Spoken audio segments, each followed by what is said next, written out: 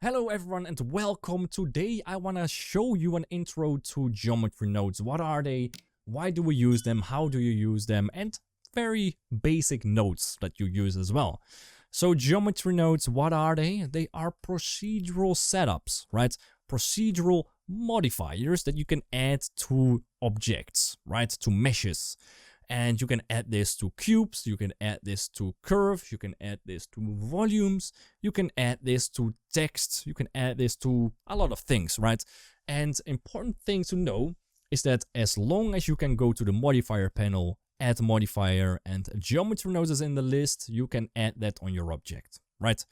And this means that geometry nodes is basically a modifier, right? A procedural modifier, a procedural setup. And that means that if we add this, we get a new modifier, right? And the only button we have is new, okay?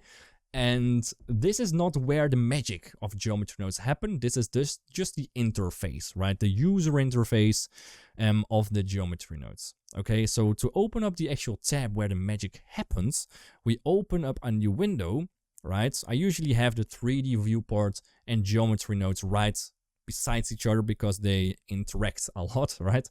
And we can set this from our 3D viewport to the geometry nodes editor. And right away we press N because this window is too big.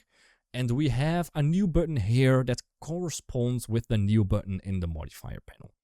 All right, and if we click either one of these, it will do exactly the same, which is adding a new geometry node setup. Okay. That is step 1 completed. You've added a geometry node setup. We can be happy.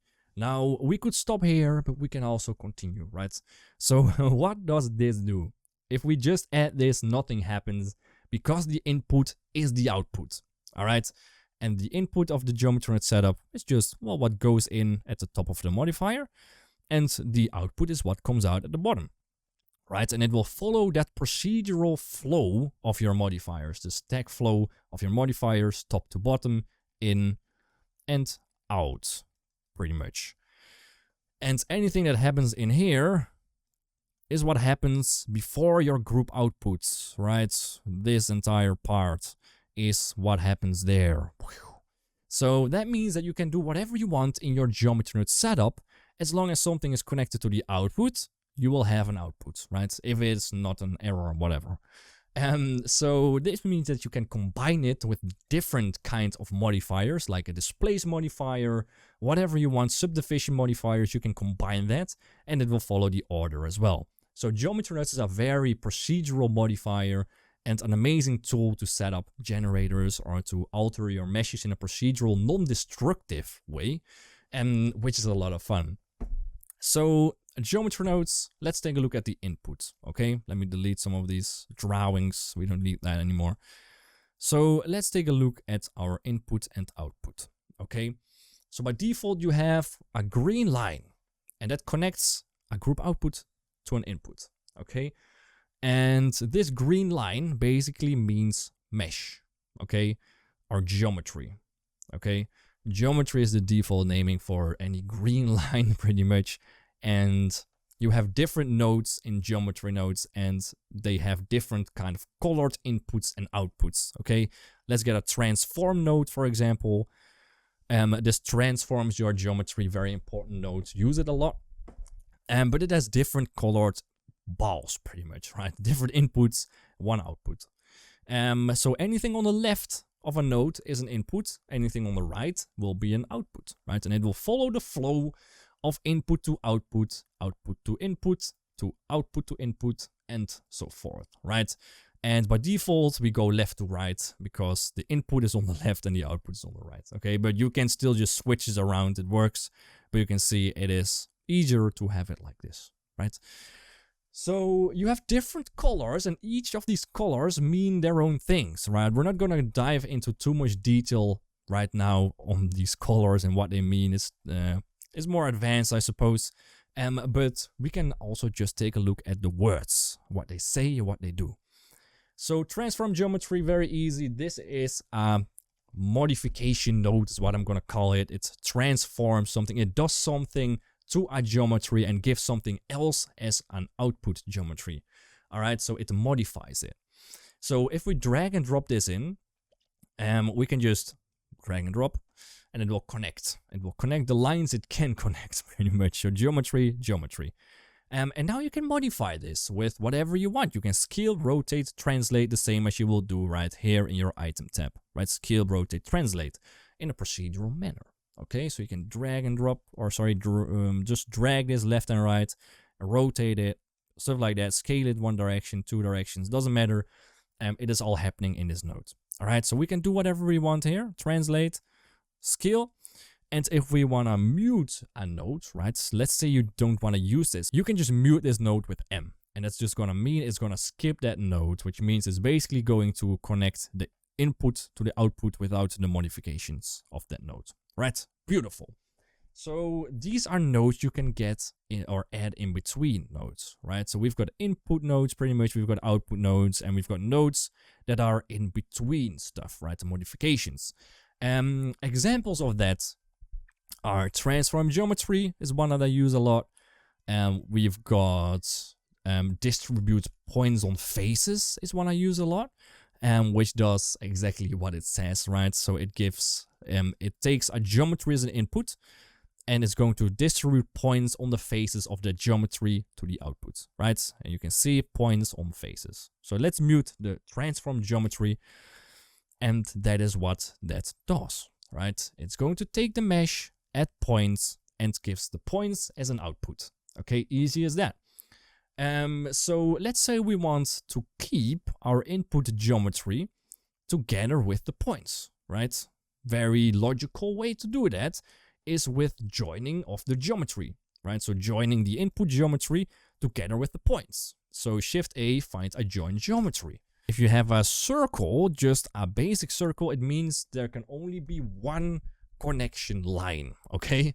So now in the join geometry, we can just also join in that original cube before it got turned into points, and we can get two outputs, or well, it is one output, but it is two meshes now pretty much, right? So we've got points and we have got our cube. Let's just Control X this, we don't need that for a while. All right, I think that makes sense. So if you want to see what is going on here, right? If you want to see what's going on in terms of how many points and faces and stuff you have, draw your window to the bottom and add a spreadsheet. And this gives information about your entire mesh, okay? If we now mute this node, you can see that these values are going to be changing as well, right? You can see with, without, with, without. And this means that if we have distribute points on faces, you can see we're adding points in the point cloud, right? If I mute this, there's no points there. If I unmute this, we've got extra points here, and you can see exactly how many points as well. And that's a bit tricky to see in your geometry nodes from time to time, is what it actually does to your mesh. Okay, so how many points you have. A density of 10 doesn't mean anything to me specifically. But this does. It says how many points we have. So a spreadsheet is what I usually will have additional to my geometry node setup, just to get information. Okay, so points on faces, we get points. Let's say we want to use this to scatter something on these points, right? Let's say we want to scatter spheres on these points, okay? And we can just add a sphere in here, Shift A, sphere, UV sphere. And then we need to scatter this, for example, on points. Now, how do you do that? So we only have points and we want to add an object on every single one of these points. And that we do by distributing an instance on these points, right? So we can hit Shift A and find instance on points, right? Instance on points, enter, and just drag and drop that somewhere. Okay, so instance on points has a lot of inputs that you can play around with, but by default it needs a set of points, right, to distribute something on, and it needs an instance. So what is going to be distributed on these points, which instance will be shown.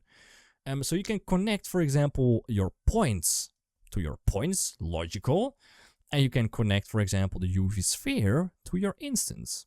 Then connect your instance on points to the join geometry, and you'll get new spheres on your points. Now it may be a little bit big, so we can either decrease the radius of our sphere or change the scaling of our instance, okay? Let's just change the radius, like to 0.2. Yeah. Now we have got points on cube, sphere on point, right? And that's basically what this does. And these nodes you will use a ton probably, right? Any scatter system will use something that is points and instances on these points, okay? Now the way to create points can vary a little bit, okay? Because we've got vertices, we've got edges, we've got faces, and we've got volumes, okay? And that means that right now it's only going to be spawning these spheres on our, hello, can I go inside? On the faces, right? The inside is going to be completely empty. So that is if you want something to be distributed on a specific face on a specific mesh. If you want to distribute points in a volume, let's say fish in a sea, we would need a volume to start off with, right? Because we need to fill these faces with a volume, and we can do that, right? We can hit Shift A and find a mesh to volume, and it's gonna just convert your set of faces, your mesh, to a closed volume, right? So we can connect the input cube there, and let's connect the volume to the output, and we can see what that looks like. All right, so we've got a nice cube as a volume. And if we want to distribute, let's say, fish in that, we could hit Shift A and find distribute points in volume, right, instead of points on faces. And we can connect that there, right? And we can up the density. And now you can see it's actually adding points in a volume instead of only on faces, right? And that you could use to spawn fish in the sea, for example, right? Or birds in the sky, like that. And this is a very useful tool to remember, right? Distributing points, we do a lot, and adding instances on these points, we do a lot as well, right? So we could now use this as the points input here, and we could reconnect our joint geometry, and you can see we now have, well, let's disconnect our cube, right? This one is our cube. We don't want to see that for a sec. Hold Control, right mouse, disconnect that. You can see it's now distributing spheres in that cube. Now we can also just join back up the points, for example, right? You don't only have to join geometry, but you can also join up points, for example. So if we duplicate this node with Shift D, we can join these points together with these points, and then use this as the new set of points, right? So then we distribute points in the volume, but also points on the faces of that volume, right? So then we have points really everywhere. So remember that you can join up any type of green geometry, any kind of green output and input that you want, okay? Now we also have the instance that we're now working with, right? So we've got instances on points. One of the questions that I get a lot is that when you want to apply this to an actual mesh, right? If you want to just convert this to a mesh and export it to game engines whatsoever, it doesn't always work because we're working with instances still, right? So one way to apply a geometry setup is to convert it to a mesh, basically, which is going to apply whatever on the mesh, right? So we can go to Object, Convert, and Mesh, and it's going to be gone, right? And that is an issue that comes back a lot of the times, okay? So let's say we got our setup and we want to apply this. If you have instances anywhere in your setup, right, we need to realize them before we go to apply this, right? And you can realize just at the end, right before your group output, you can add a realize, right? Shift A, realize instance node, and we can realize all, and you can see what that does to our geometry. We're not working with instances anymore when we enable that, but we're going to be working with actual geometry, actual mesh, vertices, edges, faces, you can see, and a lot of them. But if we now object convert to mesh, you can see we actually have that geometry. So keep that in mind, right? This is one thing that gets asked a lot, so that's why I mention it here as well. All right. So that is one basic fun thing right here, right from the start, right? How do we scatter stuff? And you can scatter, let's scatter something else. Let's scatter, yeah, let's create some hairs, for example. Let's say you want to create hair strings, okay? We can, instead of using a UV sphere, we can use Shift A curve line, for example, there, and connect that to your instance. You can connect anything that has a green output pretty much, you can use as an instance as well. So now we have curve lines. Now I'm going to disconnect my volume because I just want to distribute this on my faces. We can actually delete this with Ctrl X. Now one of the things that you would probably use a lot is you want to align things to the normal directions of a face, for example, right? So like that. How do you do that? Easiest way to do that is just to connect your rotation to the rotation right there, and it will be rotating it into the normal direction. All right. Another way to do that is by capturing the rotation of these points, and I think it's a more foolproof way to do it. So whenever just connecting this doesn't work as you expect, you can try this. We want to use the rotation, right? The original rotation of these points, and we want to align them, right? So let's say this point, let's say it is rotated like this by default, and we don't want that rotation to be the rotation of the hairs, but we want to actually align this rotation so it aligns to the normal direction of the surface. We can actually use this rotation as a starting point and align the rotation to vector, and we can align the rotation to a vector which is a normal, for example. So you can drag this out to a normal, and then rotation goes into rotation, and you can rotate, for example, your points into a specific direction vector, right? And the normal direction is just what is used a lot, but this can really be any direction, right? So I can just rotate this manually as well, and it's going to rotate into a specific vector we set, right, into specific directions. So it doesn't have to be the normal direction, but it happens to happen a lot, okay? So that is basically how you do that, okay? Now the fun thing here is, let's actually connect the rotation into the vector, is that we can now manipulate each of these individual curves as well, right? And we can even redistribute another set of points on these curves, for example. So let's say we delete the realized instances for a second, and the joint geometry goes all the way at the end. The instance on points is the curves, right? So let's say we want to tweak these curves. How do we do that? Well, there is something you need to know. If we don't realize this geometry, it is going to be very, very hard to independently change each one of these instances, right? Because they are all copies of each other, which means that if I want to change one of them individually compared to another one, we need them to be original meshes pretty much. Now you can see that we've got an instance here, and we can actually make changes to the instance before we put this in. So let's say we want to, well, let's just show that with the length for a second, right? So there's going to be one instance in and like 240 out, but each one of these are going to be the same length, for example, right? If we want to change that per instance, there is a few things we can do, right? So we've got inputs in the instance on points node that is able to give specific values to each instance, right? For example, the scale is one that is used a lot, and this scaling can be individual, independent per instance, okay? So I can drag this out and find a random value node, and you can see that each of these instances now is going to get a random value, okay? So this scaling is instance related, which is interesting.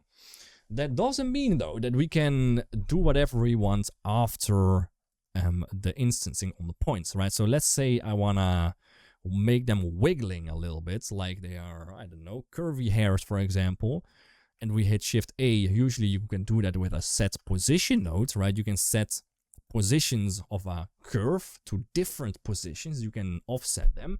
And to wiggle that, we can, for example, add a noise texture. Yes, there's even noise textures in geometry nodes. So we can hit Shift A and find a noise texture. And even though these colors don't correspond, right? The yellow and blue are gray and blue, they don't correspond. But a vector can be interchanged a bit slightly with floats and colors, right? Which means that they do accept them, which is nice. So I can connect, for example, the color input to the offset. So the thing you need to know is that what is being offset if it is still an instance compared to what is being offset if we realize the geometry is the origin versus the individual points, okay? And that means that if we spawn instances on points, all we are able to do afterwards is basically, well, do stuff to the instances, right? The origins of the instances, which are the points. So that means we can't access, for example, the individual points at the tops here, or if we have more points in that curve, we can't access these, right? So we need to realize our geometry before that in order to actually turn it into mesh with vertices, for example, that we can change, or curves with control points that we can change. So if we hit Shift A and find our realized instances and add that before the set position, you can see that we're now working with control points, which means that each curve can now be accessed at its original point and its end point, right? Start and end point. And you can see that they are now even moving in a different directions a bit. Fun, isn't it? So that is something you need to keep in mind when you instance things, okay? So controlling the instance origins versus the actual geometry in the instances. So let's say we want to add more geometry here and actually make them wiggle. We need more than 2 points. So by default, when you spawn a curved line, you get an start and an end points, basically, right? So if I Ctrl-Shift-click on the line, you can see we have control points 2 and 1 spline, which means we have 1 start and 1 end, 2 points. So we can't really make this into this shape because we don't have enough points. Luckily for us, let's Ctrl-X this, we have Shift-A, a resample curve node. And the resample curves is basically going to resample or reset how many points there are on that curve. Okay, so we can change that from being 2 from the default to being 10, for example, if we add this in between. And you can see what that does to our set position node that is set to a noise texture, right? Each of these points is going to be displaced on this noise texture. Okay, so we can, for example, just down this scale a little bit. You can see everything wiggling beautifully. And that is how that goes. Okay, now another thing you have to know that happens a lot in geometry nodes when you're using noise textures to offset positions, right? If you use noise texture outputs to control blue inputs like vectors, there's always a bit of an offset into the diagonal top right position, right? You can see our entire cube is pretty much shifted in that diagonal direction, right? And that is just something that we have to reset whenever we do this. And the way to do that is just with a constant value. And that is something you have to see once, remember it, and just use that next time. So we can use Shift-A, vector math, right? Vector math is going to allow us to do any type of math to a vector. And we also have a regular math node that allows us to do any type of calculations to regular float values, right? Vectors, of course, are three-dimensional, which means they actually occupy a point in space. And, well, offsetting a position seems quite 3D to me. So we're going to use a 3D vector or 3D math here, set to subtract and to a value of 0.5. And that is going to reset our noise texture back to the origin pretty much. Okay, just keep that in mind. Okay. So now we can make any changes that we want to the scale and to whatever, the roughness, how this looks. Beautiful. If you want to make this less strong, for example, we can use another vector math to duplicate that, set this to scale, and that is basically going to change how far the noise texture is able to move your points away, right? So if I make this a strength of 5, it's going to be chaos. But if I set this to 0.2, it's going to be more subtle and organic, I suppose. 0.5 maybe. There we go.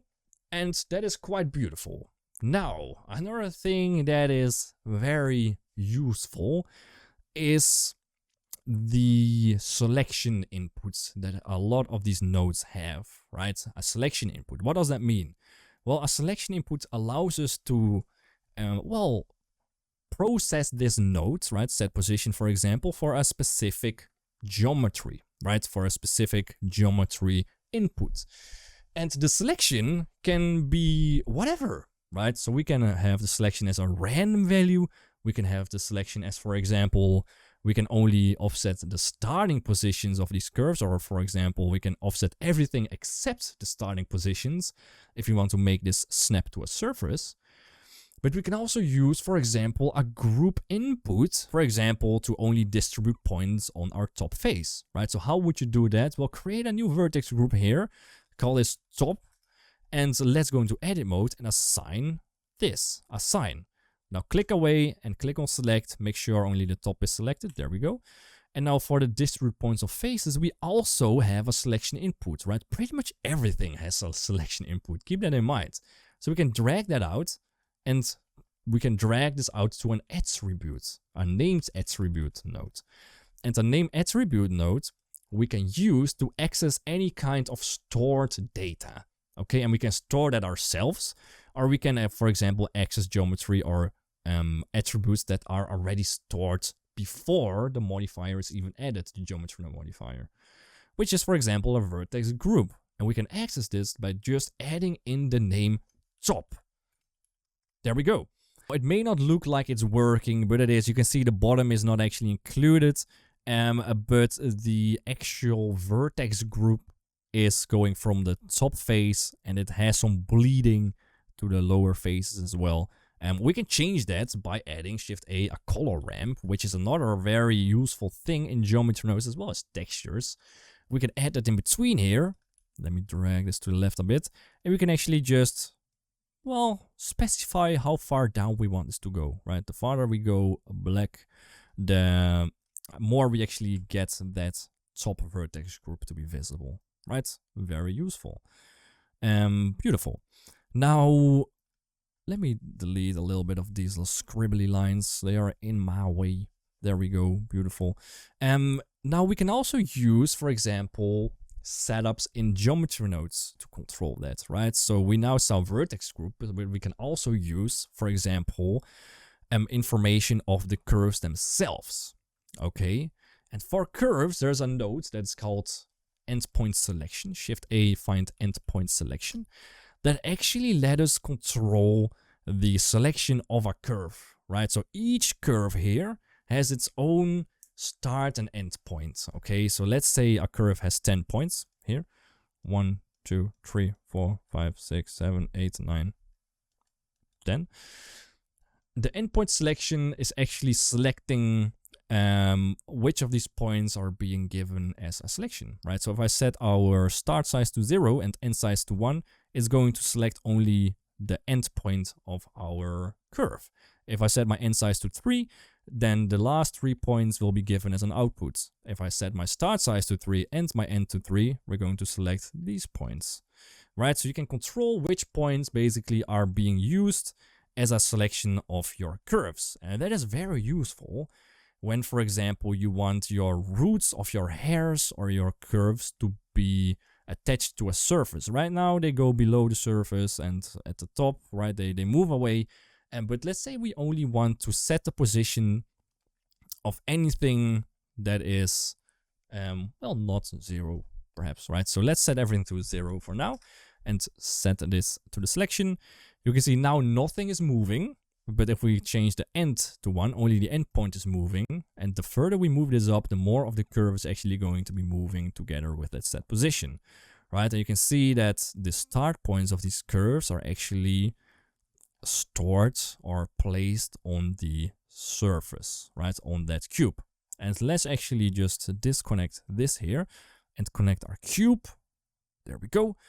You can see that our start points are always on a curve. They don't hover over it anymore. if I disconnect my selection, they can't start anywhere else. But now they are always on the surface, okay? And the fun way to do that is by just not setting your resample curve too high, like 5. There we go. And then let's set this to like 4. And then we can just make this curve smoother by hitting Shift A, and we can find a set spline type, right? This is going to set our spline from poly, which is going to be straight line from point to point. We can set that, for example, to Bezier, which is going to work with curve handles, right? Same thing with Shift A curve, adding Bezier curves, right? You get to work, I don't know where it is. You get to work with curve handles that are actually making our curves smooth, right? And that is also what we can set for these hair profiles. And if we connect this in between, nothing is happening. And the reason why is because we still haven't specified how these handles have to be handled, right? So Shift A, find a set curve handle type, set handle type, and there we go. If we set that to auto, it's going to be beautifully smoothed out, okay? If we set this to vector, it will be what it was, right? If we set this to align, we have different settings, free, different settings, but auto basically smoothens this out, okay? Remember that. You can also just delete that and use a NURBS path instead. That's also going to smoothen it out.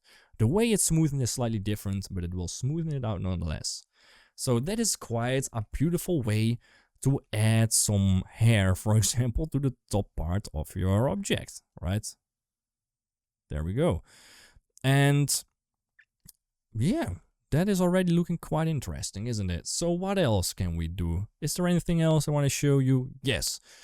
Something that is important when you work with curves is you want to at some point convert this back to a mesh in order to add thickness to the hairs, for example. How do we do that? Well, the thing you need to create a shape out of a curve, geometry out of a curve, is a curved line and a profile curve, let's say a circle, right? That circle will go along that curve and close the shape. Okay, so we can do that as well by hitting Shift A and finding a curve to mesh. And we can add that after our spline, after our curve input. And we can now specify what profile curve needs to be used for that spline, right? So let's say I want this to be just a regular curve, circle. We can add that. Now you have to remember that this profile curve input always has to be a curve, right? You can't use a mesh. You can use a curve that is converted from a mesh, but it needs to only contain edges, right? Which means you can't, for example, add this, but you can add delete only faces, this, and convert that to a curve, right? Because then it will just be a squared curve. So remember that whenever you use a profile curve, it does have to be a curve, okay? So Shift A, curve, circle, and let's set the resolution to 8. We don't need that much. And the resolution is basically how many subdivisions, I guess, or how many segments that circle has. Profile curve, and you can see it's a too much, so set this to 0.1, still too much, 0.03. Let's just keep it at that, right? So now our curve is converted to an actual mesh, right? And we end up with geometry. Now, how do you control the thickness of that according to the point on the curve? And that's the last thing we'll dive into today. Well, let's drag this to the right, and this as well, curve to mesh. Whenever we have a curve, we can set the radius of a curve, and that radius will be used for the profile, right? So let's say we have this curve. At every point of this curve, we can basically give it a specific radius, and we can change the radius per point. So the way to do that is with Shift A, set curve radius. There it is. Connect that in between, and by default it's very low, so we can even set this back to 1, right? And then play around with this radius. But you can see that this radius value is a float we can now change. Okay, so we can drag out this float to something different. Now, another parameter that you should be aware of is the spline parameter value. Shift A, spline parameter, is information of a spline. Okay, And basically what that does is the spline parameter contains the length of a spline, but it also contains the factor of a spline. And the factor of a spline basically is information of the points of a curve and at which position these points are along the curve. So let's say we've got a curve like this. This is our curve. I hope you can still see the blue line here. Let's say that is our curve. Then our starting point is 0 there, and our end point is 1 here. And this is basically our start point. So the same thing we used for our endpoint selection before. The start point and an end point. And anything in between here, all the points have a different value between 0 and 1, right? So let's say here is 0.25, 0.5, and 0.75.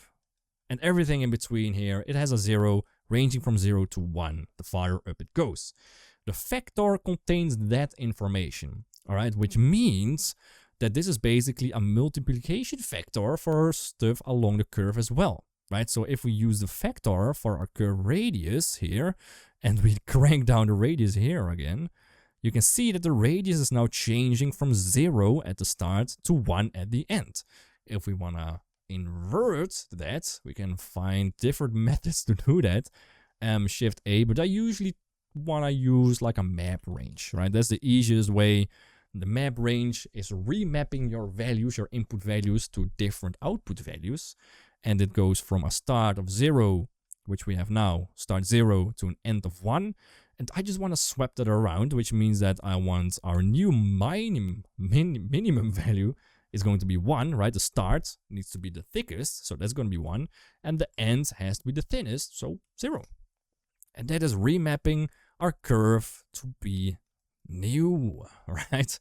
That is giving the new values of the thickness. And that's looking quite interesting already, right? So the fun thing is that this is procedural, which means that if we now add more density here, we add more of these hairs as well. Beautiful, right? Amazing.